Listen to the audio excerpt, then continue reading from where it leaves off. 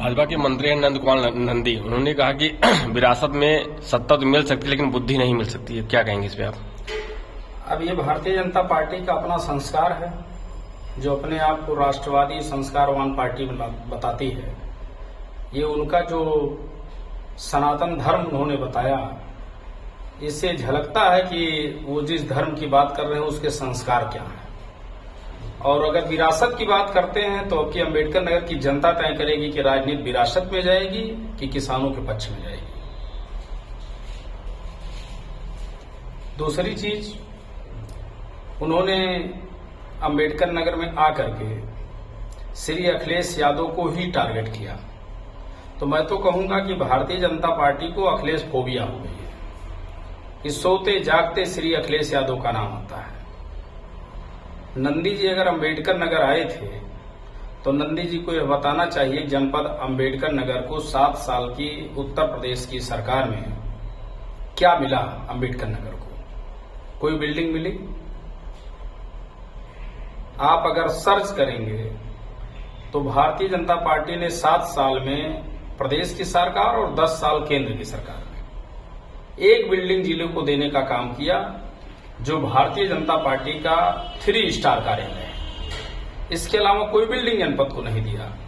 मैं अम्बेडकर नगर की जनता की तरफ से उनसे पूछना चाहता हूं, अपने काम गिनाएं और इस तरीके की ऊल जुलूल बयानबाजी उनको नहीं करना चाहिए और उनको जाकर के अपना दिमागी इलाज करवाना चाहिए ताकि उनके दिमाग में सोते समय सुकून से सो सकें। नहीं तो ये भाजपा वाले सोते भी नहीं सुकून से, क्योंकि सोते समय भी इनके दिमाग में श्री अखिलेश यादव चलते हैं। इनको ये पता है कि भारत की जो जनता है और उत्तर प्रदेश के लोग और अम्बेडकर नगर के लोगों ने तो पहले ही सफाया किया इनका 5 सीट पर 22 के चुनाव में, तो लोकसभा में भी इनका सफाया होगा। ये भारतीय जनता पार्टी का डर और खौफ बोल रहा है। उनको पता है कि यहाँ की जनता भाजपा को बुरी तरीके से चुनाव हराने जा रही है और हमारे प्रत्याशी श्री लालजी वर्मा जी के पक्ष में पूरा अम्बेडकर नगर का किसान, मजदूर, नौजवान खड़ा है, जो इस बार फिर से साइकिल की बटन दबा करके और श्री लालजी वर्मा जी को अम्बेडकर नगर से जिता करके इनका जो दिमाग खराब है उसको ठीक करने का काम करेगा। और मैं चाहूंगा कि नंदी जी जाकर के अपना कहीं इलाज करवा लें। उनके द्वारा ये भी कहा गया है जिस गाड़ी में सपा का झंडा लगा होता है उस पर गुंडे बैठते हैं। अब सरकार में है तो उलूल जुलूल बात कर रहे हैं।